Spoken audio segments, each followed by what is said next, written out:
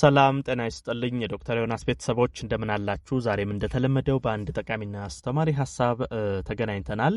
በዛሬ ፕሮግራም የምነግራችሁ በተለይ አሁን የምነግራችሁ ምልክቶች አሉ። እነዚህን ምልክቶች ሰውነታችሁ ላይ የምታዩ ከሆነ በአስቸኳይ ወደ ሕክምና ተቋም ሄዳችሁ አስፈላጊውን ምርመራ ክትትል ማድረግ ይኖርባችኋል ማለት ነው።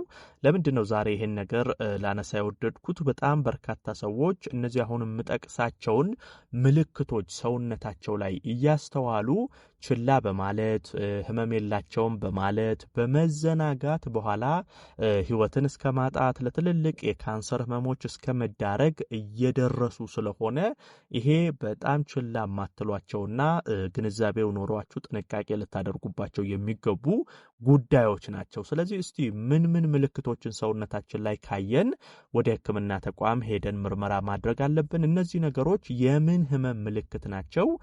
ምን አይነት ጥንቃቄስ ማድረግ አለብን? የሚሉትን ነገሮች ሁሉ አያይዤ እነግራችኋለሁ ማለት ነው። አብራችሁን ቆዩ። ለቻናሌ አዲስ ከሆናችሁ ዶክተር ዮናስ ነኝ። ይሄን መረጃ ላይክ፣ ሼር እያደረጋችሁ ሌሎችም ጋር ደርሶ ግንዛቤው እንዲኖር አድርጉ። ለቤት አዲስ የሆናችሁም ቻናሌን ሰብስክራይብ በማድረግ ቤተሰብ ሁኑ። በቀጥታ ወደ ሐሳባችን እንግባ።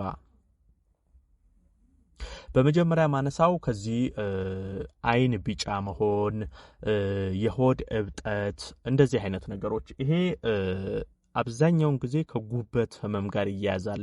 ይሄን በዋናነት ማነሳው በተለይ በአሁን ሰዓት ላይ የጉበት ህመም በከፍተኛ ሁኔታ እየተስፋፋ ይገኛል። ይሄ የጉበት ቫይረስ፣ ሄፓታይተስ ቫይረሶች፣ የጉበት ስብ እስከ ጉበት ካንሰር ደረጃ የሚደርሱ ነገሮች በፊት ከነበረው ይልቅ አሁን ላይ በጣም እየተባባሰ መጥቷል። ታዲያ ለእንደዚህ አይነት ነገር አስቀድማችሁ ምልክት ስታዩ ቶሎ ወደ ህክምና ተቋም ሄዳችሁ ምርመራ ብታደርጉ ችግሩ ቶሎ ቢታወቅ በኋላ ህክምናውም ላይ ነገሮችን ለማቅለል ይረዳል። ስለዚህ አይን ቢጫ የሚሆን ከሆነ፣ ሆዳችሁ እብጠት የሚሰማችሁ ከሆነ በተለይ በዚህ በቀኝ በላይኛው የሰውነት ክፍላችሁ በኩል የህመም ስሜት አልፎ አልፎም ቢሆን የሚሰማችሁ ከሆነ እንደዚህ አይነት ምልክቶች ካሉ ወደ ህክምና ተቋም ሄዳችሁ ይሄንን ነገር መታየት ያስፈልጋል። ብዙ ጊዜ እንደዚህ አይነት ምክንያቱ ያልታወቀ የሆድ እብጠቶች፣ አይን ቢጫ መሆን፣ እንዲህ አይነት ነገር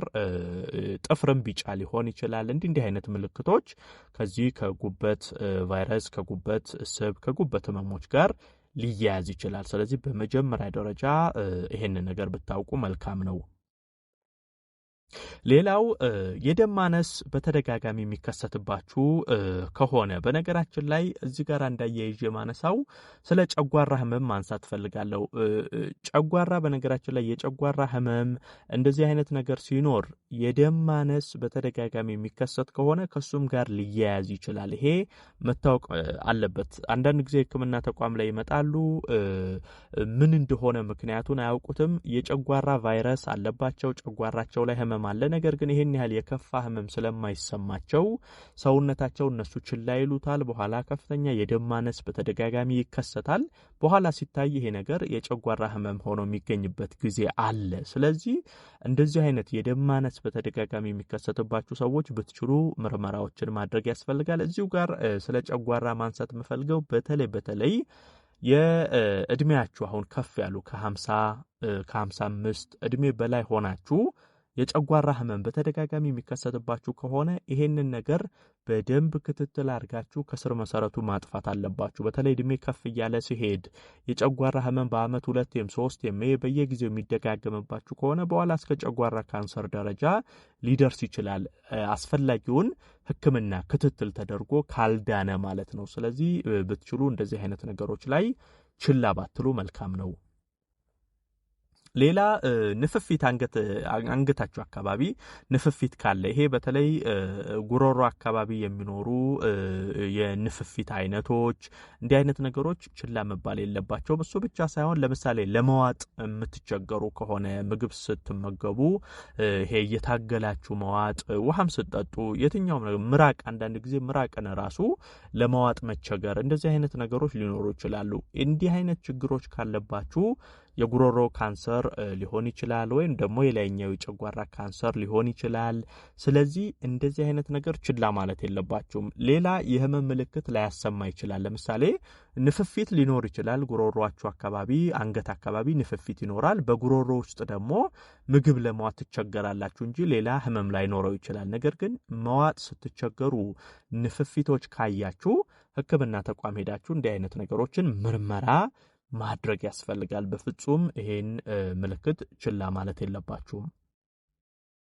ሌላው ከፍተኛ የክብደት መቀነስ ካለ፣ ይሄ በተለይ ድንገተኛ የክብደት መቀነስ አንዳንዴ ሆን ብላችሁ የምታደርጉት ይኖራል። ነገር ግን እናንተ መቀነስ ፈልጋችሁ ያልሆነ ሲሆን ወይ አመጋገባችሁን ሳትቀንሱ እናንተ የለመዳችሁትን አኗኗር እየኖራችሁ ክብደታችሁ ግን ምክንያቱን ባላወቃችሁት መንገድ እየቀነሰ መሄድ ከሆነ በጣም እየከሳችሁ የምትሄዱ ከሆነ ይሄ የሆነ የካንሰር ህመም ሊኖርባችሁ ይችላል። ይሄ ብዙ ጊዜ የካንሰር ምልክት አንደኛው ይሄ ነው። ድንገተኛ የክብደት መቀነስ፣ ከፍተኛ የክብደት መቀነስ መኖር ማለት ነው። የህመም ስሜት ሳይኖርባችሁ ግን ዕለት ዕለት ክብደታችሁ እየቀነሰ የሚሄድባችሁ ከሆነ ይህንንም ነገር በፍጹም ችላ ማለት የለባችሁም። በነገራችን ላይ በአሁን ሰዓት በተለይ በጣም የካንሰር አይነቶች ተስፋፍተዋል። በጣም በርካታ ካንሰሮች በወንዶች ላይ ፕሮስቴት ካንሰር፣ ይሄ በተለይ የጉሮሮ ካንሰሮች፣ በሴቶች ላይ ማህጸን በር ካንሰር፣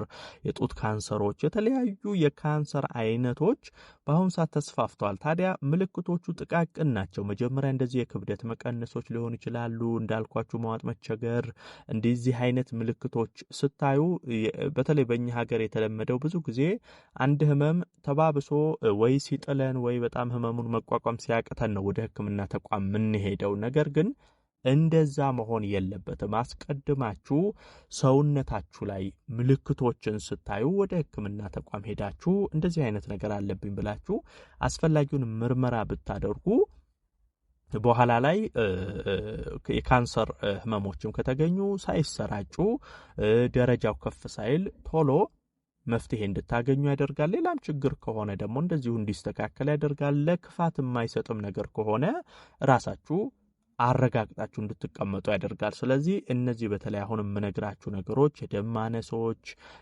የአይን ቢጫ መሆኖች፣ የሆድ ማበጦች፣ ንፍፊቶች እንዲህ አይነት ነገሮች ሲፈጠሩ ችላ መባል የለባቸውም። ዶክተር ዮናስ ነበርኩ። እንግዲህ ይህን መረጃ ላይክ ሼር አድርጉና ሌሎችም ጋር እንደዚህ አይነት ግንዛቤዎች እንዲኖሩ ሼር ላይክ አድርጋችሁ አጋሩ። ለቤት አዲስ የሆናችሁ ቻናሌን ሰብስክራይብ አድርጋችሁ ቤተሰብ ሆኑ። ሁሌም እንደዚህ አይነት አስተማሪ የጤና መረጃዎችን በዚህ ቻናል ላይ አስተላልፍላችኋለሁ። ሰብስክራይብ ብታደርጉ ብዙ ነገሮችን ትማራላችሁ። የዛሬን በዚሁ አበቃው። በቀጣይ ቀን ደግሞ ሌላ ይጠቅማል ያስተምራል የምለውን ሐሳብ ይዤላችሁ ዳግም የምንገናኝ ይሆናል ማለት ነው። እስከዛው በያላችሁበት መልካም ጊዜ